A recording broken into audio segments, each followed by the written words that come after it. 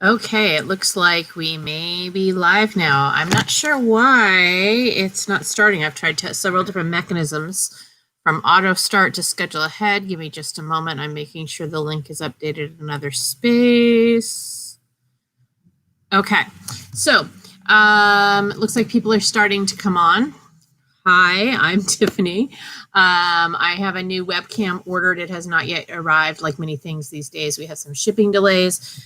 So my webcam is in a very awkward place on this computer. Hopefully the webcam will arrive in the next few days and that will be resolved. So you may see me. I have to look up here to see who's in. I have to look over here to see what the questions are.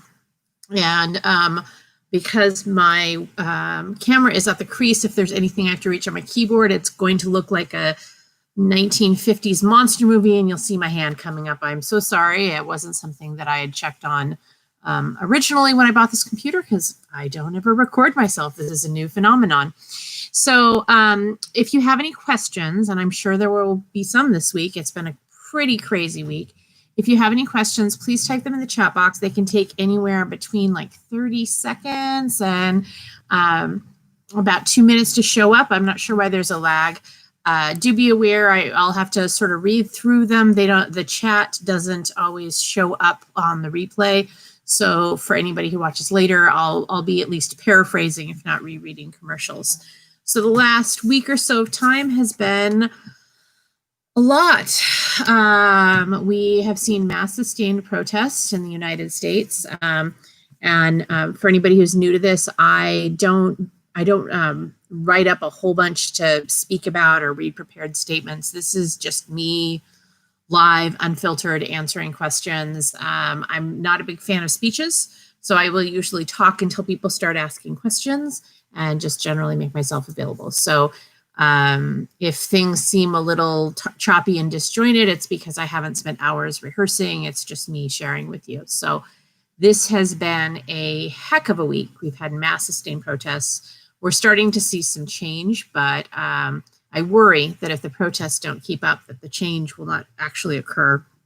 There has been a lot around defund police, and I've been watching a lot of tone policing of people trying to change that language that has been very specifically chosen by the movement, by the people who are involved in the protests. I'm happy to share the language if that's what's desired. It's not the language I would use. I don't necessarily like the more vanilla language, but I think it's more than just defunding police. And this is a topic that I've been pretty passionate about for a while. I started talking about back in 2017 and 2018 when I first started running for office. And our whole system is just broken. It's just broken.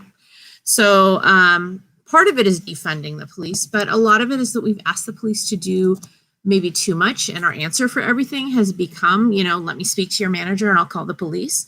And it doesn't turn out well for very large segments of society, as we're seeing, and now we're even seeing it with people who aren't used to experiencing it. A lot of the protesters are not people of color right now. A lot of the protesters are people who maybe are first-time protesters, are people who aren't used to being told no. They are used to being able to be the people who can ask for the manager.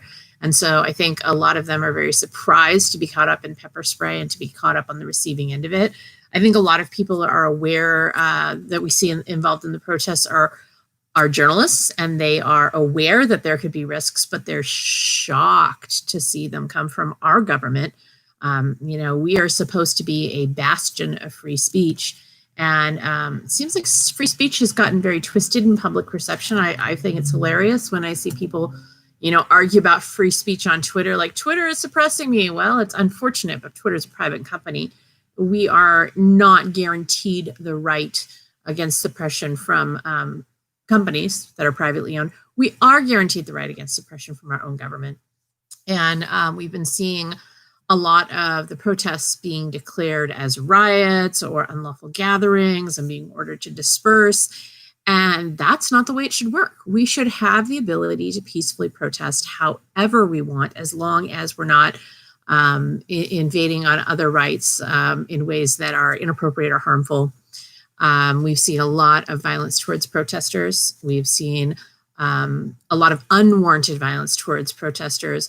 And I think the last few days in particular, we have seen a lot where the police departments and the local governments are pushing back in a way that maybe helps us recognize that we have a very unhealthy relationship with our government. So our government is supposed to be a partner for us. Our government is supposed to be there to help provide services and help with joint purchasing decisions and joint organizational decisions. That's sort of the societal contract we've made, as we've said, okay, we're going to delegate people to be in charge of paving roads and making sure schools are taken care of and make sure our military is taken care of, so we don't have to each individually do each one of those things. That would be logistically a nightmare. But earlier today, Portland, not Maine, Portland, Oregon, was putting up plywood all over their city hall. They were boarding up city hall, and to me, that just says if you are a government and you are in the space where you have to board yourself up to protect yourself from your citizens, you're probably not running your government well. You're probably very disconnected from your population, and you probably have a very unhealthy relationship. Portland, Maine has seen some of it too. There's a lot of righteous indignation that is coming from police officers, that is coming from some city and higher officials. And, it is unfortunate, but when you are a civil servant, your job is to listen. Over the weekend, I was yelled at by somebody who is probably late teens, early 20s. And I didn't agree with her assessment, but I'm furious too, and we don't need people who are furious screaming at each other. And my response was to thank her for the gift of feedback. Even though the feedback was not necessarily correct, that I didn't agree with it, that it was based on an assessment that was not an appropriate assessment. I think there's a lot of rage going on, and I think people need to be able to listen better.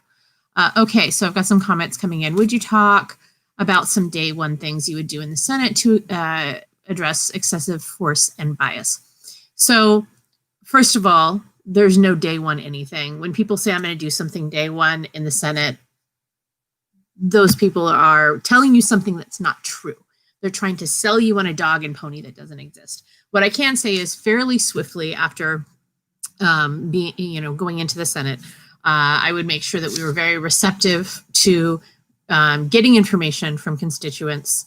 And, I would probably have a two-tiered access. So Maine residents, not Maine residents. I think that senators should generally be available for the whole country, but prioritize their home state. But senators, their job, they're hired to make sure that the whole country works. So I think that it is unfair to say, oh, if you're not a constituent, I won't talk to you. I do think it's fair to say, look, if you're the ones who's elected me, you get a higher priority. So I would make sure that we had very good guidelines in place for staff, that they were triaging and making sure appropriate information was getting to me. I do think that there are things that I would be doing sooner rather than later, but really your first year on the job on a lot of these jobs is learning the job. It takes a long time to learn how to do these things well, and anybody who's a new senator will have that learning curve. I do think that there can be funding things that go in fairly swiftly. So I think that there can be funding that goes in to help support towns and counties and state governments with their bias. I do think there are some things that within the first year are fairly realistic. I'm not sure why we have the anti-lynching bill caught up. I mean, other than Rand Paul is just generally a ridiculous human being. I think that an anti-lynching bill is probably not incredibly substantive, and I'm not generally a fan of show bills, but I do think it sends a message that that's not the kind of government we have, and we still have lynchings going on. They might be horizontal, they might be police driven, but they're still going on. So I do think that having some sort of anti-lynching bill could probably happen within the first year. I do think within the first year, it's also semi-realistic to deschedule marijuana, which would take out a ton of crimes that police are over aggressive and over police on. There's a mandatory minimum in place where if you have marijuana and a gun in the same place, there's a mandatory minimum. I think some of those mandatory minimums can probably fall to the wayside fairly swiftly. I don't know, hopefully in the first 6 to 18 months, I would like to see that. I also don't know the condition of our country when, day one. So day one, we may not have something that looks anything like democracy anymore. Right now, we're seeing democracy crumble very swiftly. I've been sort of joking, but not really joking for the last couple of years about enjoying our descent into fascism. And, we have a lot of people who are in office or candidates for office, and they're not even willing to say the word fascism. This is fascism. Are we all the way in the quicksand deep of it? Probably not all the way. There's probably further to go. We haven't had a lot of people falling out of windows like they have in Russia, but this is fascism. We have press that are adjusting their stories to acquiesce to a petty little man asking for it or demanding it. We have people being suppressed in voting. We have all sorts of shenanigans going on. This is not the society that we see ourselves as. So it is fascism, and we should have candidates that are willing to say it. I've started pushing back a little bit more on not just Susan Collins, but at least one of the other Democrats in the race. And I've gotten a lot of hate from that in my private messages. But the bottom line is, if you're not willing to even say Black Lives Matter, if you're not willing to say the word fascism, if you're not willing to say, let's have a conversation around why there is all this civil unrest, and let's talk about the civil unrest, and let's see how we got here and see how we get out of it, you're not qualified to handle it.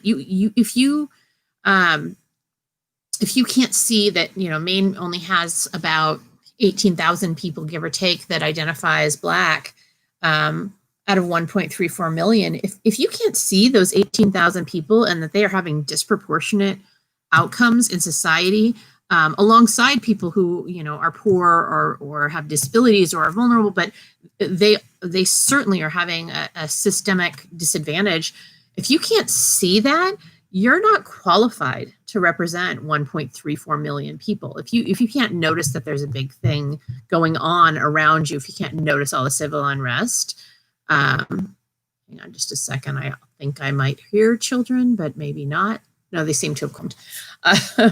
I apologize. My husband got called out to work, so I am on deck, parenting and town halling. So I'm a multitasking mom. But we have two people in this race with fairly lengthy legislative records at this point in time.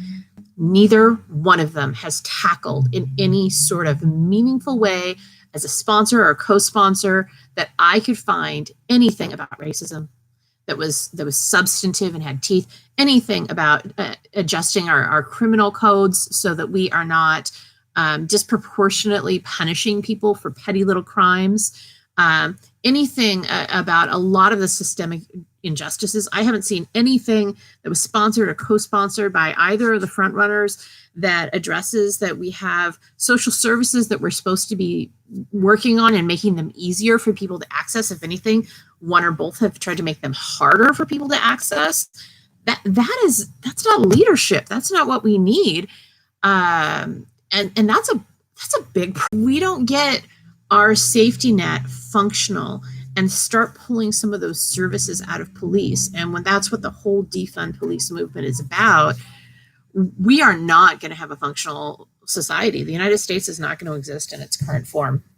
And I think that, we've started having that reckoning, but we certainly need to have a more comprehensive reckoning, and it needs to lead to actual policy changes. Hang on just one moment.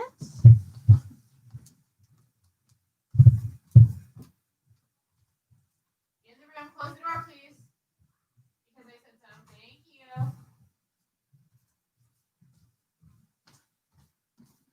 Huffington Mom Well Town Halling, everybody's favorite.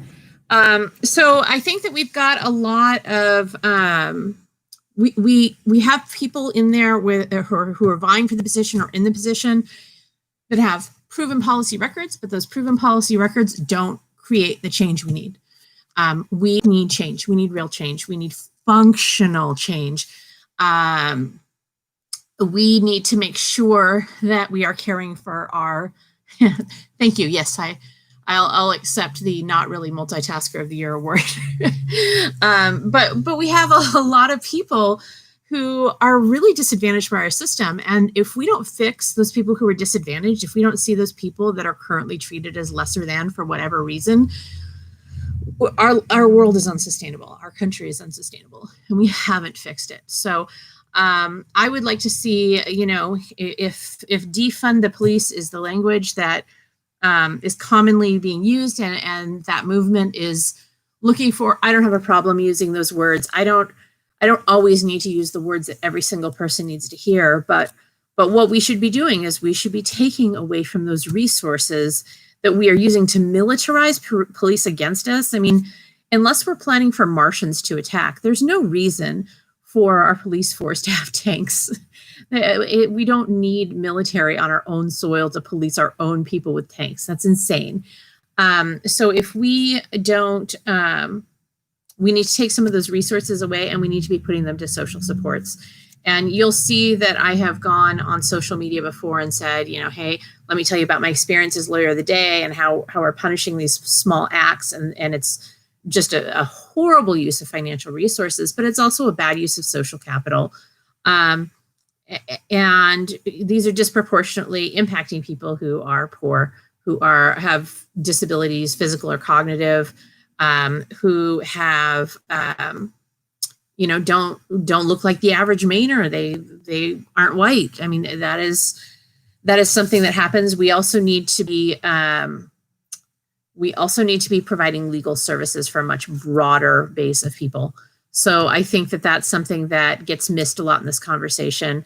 We should be providing access to attorneys for any time you're creating a criminal record, because I think that a lot of people in Maine in particular who are disadvantaged in the legal system, that end up with giant records, who disproportionately tend to be people who are Black or other minorities, they take a whole bunch of little plea deals to avoid some sort of inconvenience or punishment, or because they think they can't win, or because they think the system is against them, or because it's just a fine.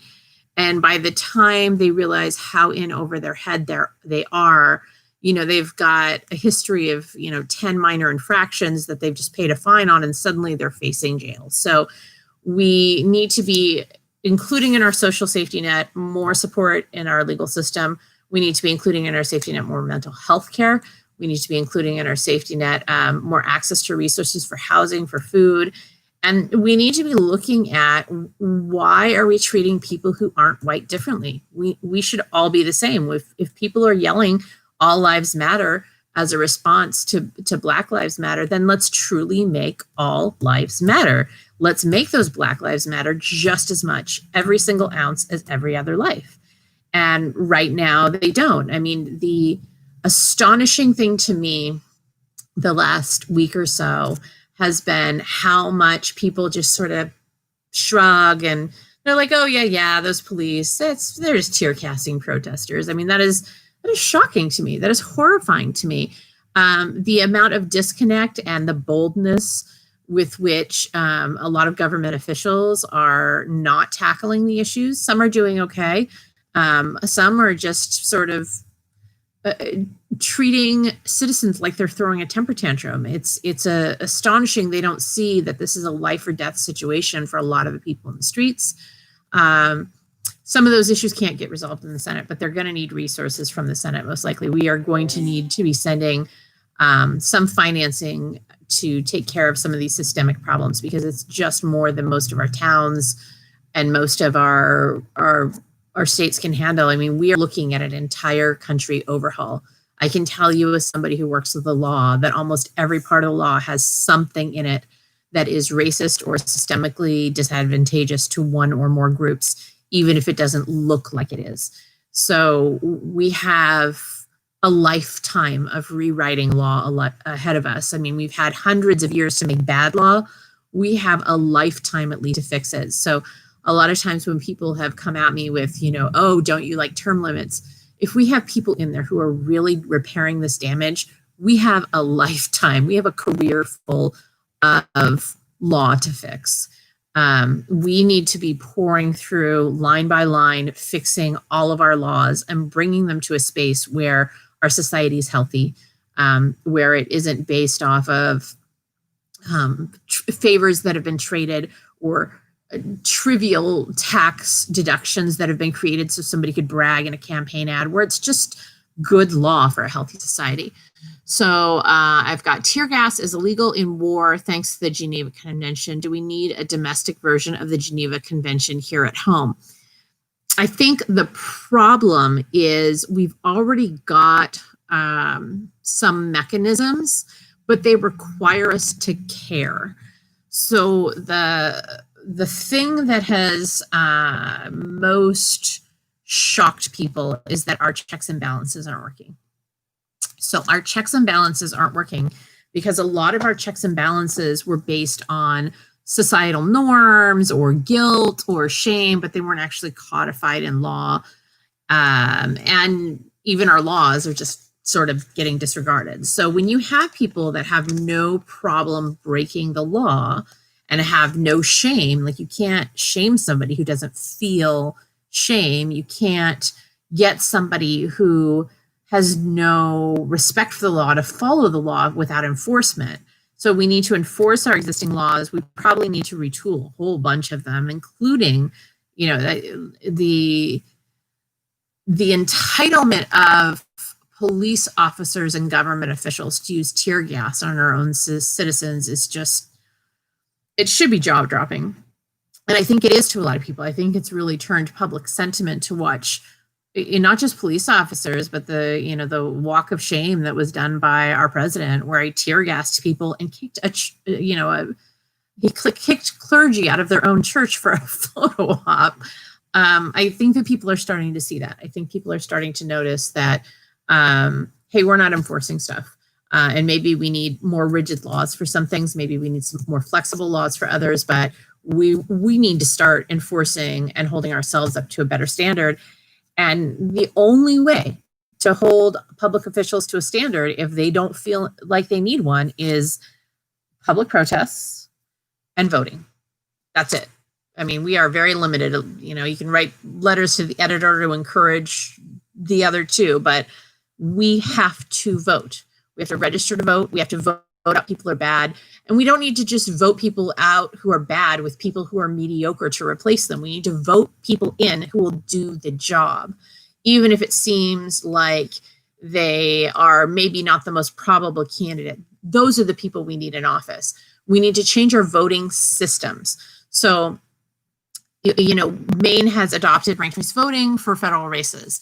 And we need to spread things like ranked choice voting and affirmative voting so that we can take those risks on candidates who say, look, I'm willing to do the hard work and I'm willing to do the slightly unpopular, break from the status quo thing of making sure we're factoring in things like restorative justice, to make sure that we're trying to conquer racism, to make sure that we're trying to write law that really is an all of us matter law, not a all of us matter, but what I'm really doing is I'm defending the fact that I like the system how it is now because it kind of benefits me, right? Yeah, we don't need that kind of law. I mean, it's nice to be on the receiving end, but it's not nice to be on the end of it where you aren't receiving those benefits. And if we can't confer those benefits on everybody, that system needs to not exist. It's not what our country was meant to be. It's what our country grew from and has continued to evolve along the path of, and it's not where we should be going. I think for a lot of people, I saw something on social media that was like, oh, racism's, like new, or, somebody was posted something about their white friends checking in as if racism had just come up this week. This is who we are, and it's ugly. We've got to stop being this. It is really ugly, the country that we've become. It is really ugly how bold these actions are of government officials. That one of the things I've said for a long time is in the state of Maine, like our state legislature thinks that we're brilliant that when we vote for them, but anytime we pass a referendum, they're like, oh, that's just a bother. We're not going to do that. We still don't have functionally legal marijuana. We still are struggling with ranked choice voting. It only applies to some federal races. It doesn't apply maybe to the president. We're not sure yet. It certainly doesn't apply to governor yet, which was the entire purpose of getting it. So we have a lot of people in office that just don't seem to really take their job seriously. So let's get people who take it seriously. Let's get people who are bold about it. Let's get people who say, I'm willing to be a constitutionalist in the way that it was really meant. Our Constitution was written with things like slavery codified into it, but the principles that it meant, where we really treat each person like they have the opportunities that this country can give. If we're really taking that to heart, if we're really grabbing onto the Constitution and saying we should create a society where all people have opportunities, and those opportunities should be as equal as possible. Those opportunities should let people live in as free of a possible society as they can, and with their government enabling their success as much as possible. That is what this country was envisioned as, but that's not what we're doing. That's not what our laws do. We actually have really oppressive, repressive, suppressive laws, and we need to not have those kinds of laws anymore. We need to be finding ways to let each person be as individually successful as they can be, so that we can be collectively successful. And that's not where we are. So my hope is that we start putting people in who will make, things like tear gassing our citizens. There should be no reason ever for us to tear gas our citizens. And I am the queen of finding exceptions. I was talking to people about qualified immunity. I'm like, oh gosh, lawyers are trained to find exceptions, and I'm sure there's probably some place where qualified immunity maybe makes sense, but gosh, it's been abused an awful lot. So right now, probably there is no space for it. I think we have a lot of ways that we've sort of boiled our frogs into a whole lot of dead frogs, and people just didn't jump out of the pot fast enough. And now we're jumping out of the pot. We're saying this is too hot. This is not the kind of country we want. So I hope that we do send people to DC that just make actions like tear gas illegal, but I hope we actually send people to DC that enforce it. The problem is we haven't enforced it. We actually have a lot more laws that protect us that we're not using.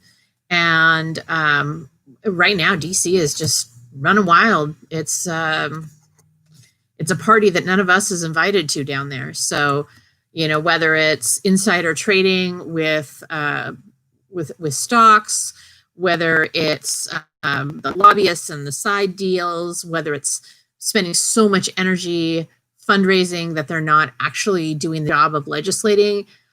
DC is not doing any of what they're supposed to be doing right now. They're not enforcing, they're not doing checks and balance, they're not passing a whole lot of functional law. They're certainly not getting us out of this space. And it means that we need to get rid of more people than at least half, more than half, because if they don't have the votes to do what is necessary, it doesn't matter if there's a few great people down there. We need all great people down there. I mean, if you look at the Senate, they are supposed to be the 100 most powerful people essentially in our country. And what are they doing with the power? When we give people power, we have to trust it to the right people. And we have to make sure that they are doing thoughtful, deliberative law, and they're not.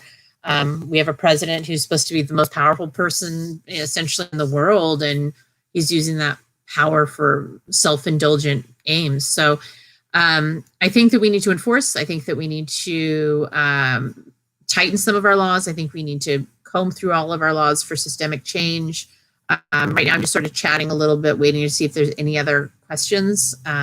So if anybody has anything else, please let me know. I plan to keep doing these every Tuesday, and I think I might probably start with a prepared statement in the future that's not really a prepared statement, just a topic I'm talking on for a few minutes, and then just go to questions. That seems to be what works fairly well, is to have folks ask questions and tell me what you're thinking and what you want to hear and what you want to say. I don't think we have enough unscripted spaces for people to get a hold of legislators and potential legislators right now, which is unfortunate. And it looks like my internet may be taking a hit. I would guess my children maybe each got out a device, and that might be slowing down the internet. Are there any other questions? I'll just kind of wait for a minute, see if anybody has anything else that they wanted to ask about. Other things coming up. There are still some more protests coming up in the near future. There should be a fairly sizable one in Portland for Juneteenth. There's one in Cape Elizabeth at the high school tomorrow at 7. If you know of any others, please let me know. I'm happy to push that information out. I think that civic involvement is very important. I think that the causes that are coming up right now should be uniting causes. They shouldn't be particularly partisan causes. It should be uniting between conservative and liberals, that we not be oppressed by our government, that we not be tear gassed by our government. That should be all of us. Hold on. More questions for me, which probably, oh, that's very sweet. One of the people commenting said that they're going to add Tiffany Bond Stan to the YouTube bio, which I think is very charming. Yeah, so I am going to try and be at every protest I have the ability to be at. We had a little kerfuffle at the last one I went to where I was registering voters that involved our children being super excited to do road trip maneuvers, and they had to go to the restroom and they wanted to use bottles and one missed. So I might not be bringing children with me in the future if there's any way I can avoid that. But I'm trying to be at events and register people to vote. I do still need signatures. Please send people to me for signatures. But I also want to make sure that we're registering to people to vote. Even after I've reached my signature threshold that I need to submit to the state, I fully intend to be sending or going to events and registering people to vote. I think that's one of the most important things we can do.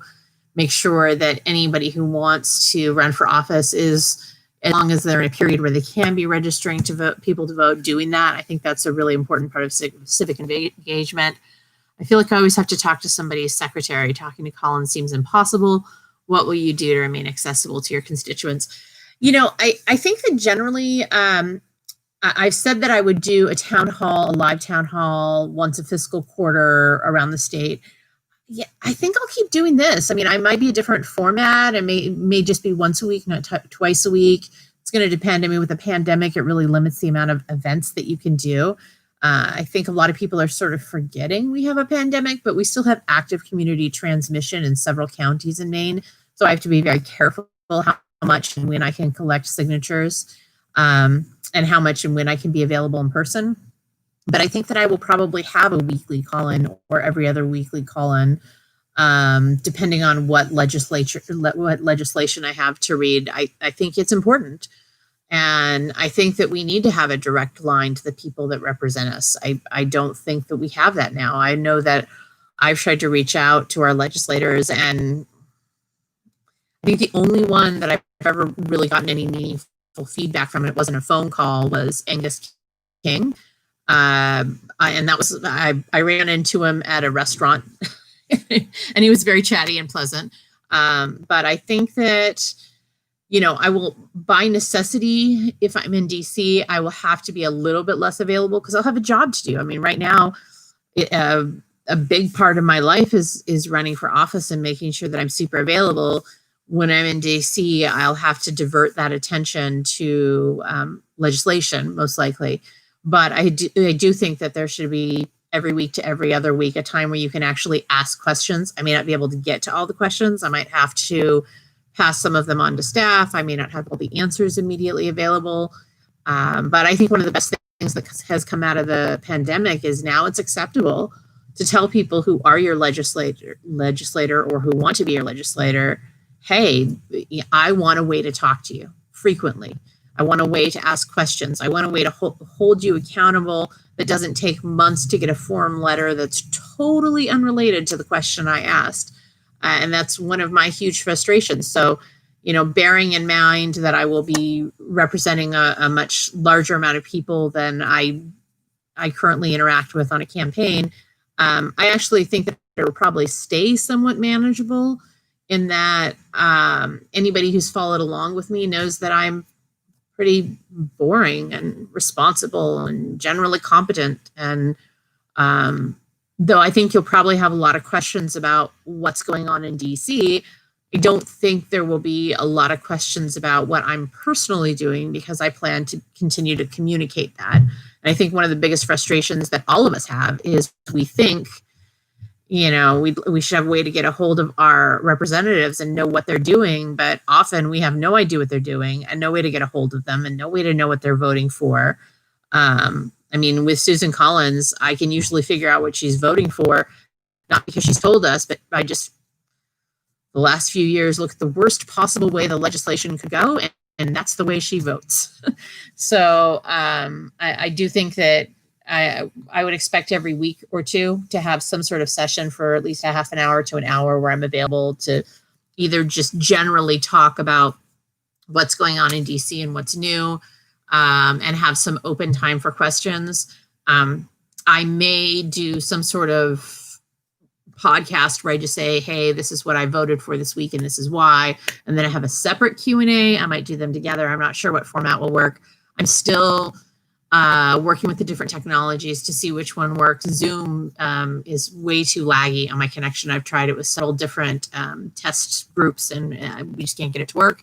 YouTube Live seems to work, but only if I put a link up within an hour. I tried to do it early. I'm still trying to work out those technical glitches. It's unlikely it'll be on Facebook Live. It's possible I might do Twitter Live.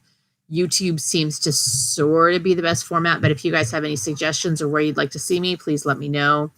Don't see any other questions coming in. We've killed about 37 minutes. So thank you for joining me. If you're watching this later and you have questions, feel free to shoot me an email off of my website. It's Tiffany, my email is tiffany@bond4.me, or you can use the form where it's just www.bond4.me. You can always find me on Twitter @TiffanyBond. It looks like I am on there much more than I'm actually on there. Twitter is a format where it's very easy to look like you are there substantially more than you are. But I try to answer most questions within a day or so. I don't get all alerts. So if I miss you, I have open DMs, send an email. I try to get back to everyone. I'm sure there's probably a couple I've missed here and there, but I try to respond to everybody as much as possible. So thank you so much. It looks like I'm out of questions. I'm definitely out of time. And I will be back online Saturday for Breakfast with Tiffany. And keep looking for me at protests. I think that even though we need to make sure we're practicing social distancing, wearing masks, sanitizing, keeping space from others, it's a really good reason for civil unrest. It's a really good reason for peaceful protest. It's a really good reason to be on the streets. Yeah, if we are not capable of taking care of people that are disadvantaged, we just have to. So we have to do whatever it takes, and the burden needs to be on the people that are advantaged right now. And I think that's the part that finally clicked this year. Is it's time for us who have a lot of privilege to use it to fix the system, and we haven't been doing that. So I'm willing to use my privilege to fix the system. I hope you are too. If you're struggling and not in a privileged position, reach out to those who are and tell us how we can help. Thank you.